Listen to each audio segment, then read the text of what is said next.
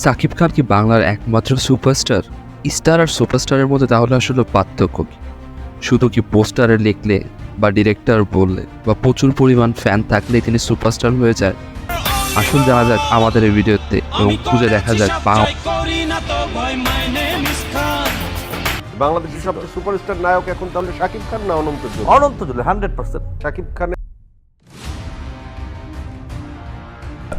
What is a star, what is a superstar? নামের সামনে superstar লিখে দিলেই কি সে সুপারস্টার? চারটে বডিগার্ড নিয়ে ঘুরলেই কি সুপারস্টার? তা কিন্তু একেবারেই নয়। তো সুপারস্টার এই টার্মিনোলজিটা ইন্ডিয়াতে এলো কিভাবে? প্রথমে যদি দেখি, আমরা এক সময় মানে বিফোর রাজেশ খান্না স্টার বলা হতো। স্টার কথাটা কেন বলা হতো?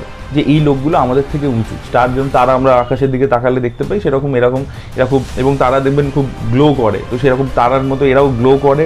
এদেরকে আমরা ছুতে পারি না, জাস্ট দূর থেকে দেখতে পাই, এবং এদের মধ্যে লাইফের মধ্যে একটা মিস্ট্রি আছে, এদেরকে আমরা খালি পর্দায় দেখতে পাই। তো ওইখান থেকে স্টার টার্মিনোলজিটা এসছে। এবার স্টার হচ্ছে তারাই, অভিনেতাদেরকেও তো আমরা দেখতে পাচ্ছি, তাদের ব্যাপারেও আমরা জানি না, তখনকার দিনের বলছি।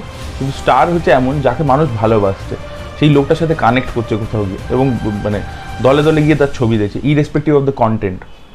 যে কন্টেন্ট যাই হোক, ঠিক আছে, সে ছবি ভালো হোক খারাপ হোক, লোকে গিয়ে দেখবে। বাংলাতে উত্তম কুমার ছিল, হিন্দিতে সেই সময় ট্রায়ও ছিল, দেবানন্দ, দিলীপ কুমার, রাজ কাপুর, এরা ছিল। তো এবার এই স্টার কথাটা তখন ছিল, কিন্তু সেখান থেকে সুপারস্টার কেন এলো? কারণ রাজেশ খান্না যখন এলো, মানে রাজেশ খান্না প্রথম কিছু বছর স্ট্রাগল করেছে, সেই সময় তার ছবি চলছিল না, বাট আরাধনার পর থেকে সে পর ব্যাক টু ব্যাক 15টা সুপারহিট ছবি দিয়েছিল। তখন এই টার্মিনোলজিটা, এই নামটা, তাকে এই ট্যাগটা কে দিয়েছিল? তার প্রডিউসার ডিস্ট্রিবিউটাররা দিয়েছিল, যে এই স্টারদের থেকেও বড়, মানে he is unbeatable. Superstardom is much more than just talent of the star in question. Superstardom presupposes that that star delivers commercial blockbusters after blockbusters after blockbusters. कहने का मतलब है कि लाइन से उस स्टार की फिल्म कमर्शियली सक्सेसफुल होनी चाहिए, ना सिर्फ क्रिटिकली अक्लेम्ड। अब এখন কলকাতার অন্যতম জনপ্রিয় ইউটিউবার রূপম এবং ভারতের অন্যতম জনপ্রিয় মুভি ট্রেড এক্সপার্ট কুমাল নাহাটার তথ্য মতে আসুন আমরা খুঁজি বাংলার সুপারস্টার কে বা কারা। God is one, life is one, number one, Shakib Khan. Number one সুপারস্টারের পজিশনের দাবিদার সাকিব খানের মুভির লিস্টের দিকে যদি আমরা তাকাই, তাহলে সাকিব খান 2020 থেকে 2024 বছরে টোটাল ছবি করেছেন 8টি। এর মধ্যে রয়েছে বীর, নবাব, এলএলবি, লিডার আমি বাংলাদেশ, প্রিয়তমা, রাজকুমার, যার মধ্যে ব্লকবাস্টার হয়েছে 2টি, বীর এবং প্রিয়তমা। তোরা তো মানুষ না, তোদের কত টাকা আর কত সম্পত্তির দরকার?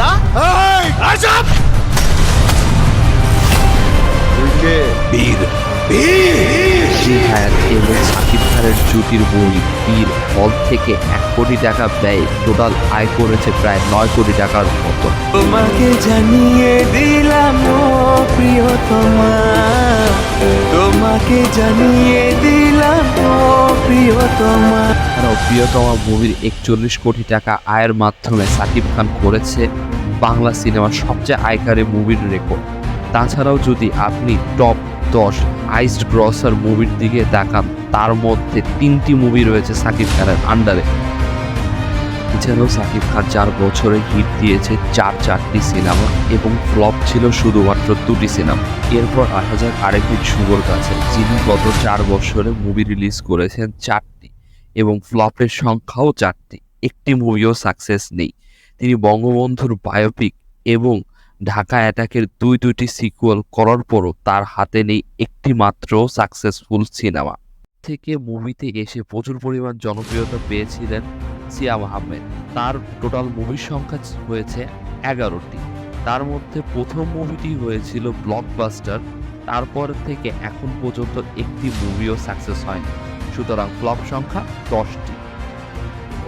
শরীফুল রাজের কাছে তিনি মোটামুটি 8টি মুভি করেছেন এখন পর্যন্ত তার কেরিয়ারে, তবে তার কেরিয়ারে জনপ্রিয়তা লাভ করেছিলেন 2টি টানা ব্লকবাস্টার মুভি, একটি পরাণ, একটি হাওয়া দেওয়ার মাধ্যমে। কিন্তু তারপরে সব কয়টি মুভি অর্থাৎ 6টি মুভি ফ্লপ, এবং এবার রোজার ঈদে টানা 3টি ছবি দিয়ে 3টিতেই তিনি ফ্লপ করেছেন। তার মুভির জলিলের কাছে, যার গত 12 বৎসরের টোটাল মুভির সংখ্যা মাত্র 8, যার মধ্যে হিট হয়েছে ক্লিন হিট 3টি এবং গত 4 বছরের রিলিজ হওয়া মুভির সংখ্যা 2টি, তার মধ্যে হিট হয়েছে 1টি এবং তার সম্পূর্ণ কেরিয়ারের সাকসেসফুল এনেছিল মোস্ট ওয়েলকাম এবং মোস্ট ওয়েলকাম 2।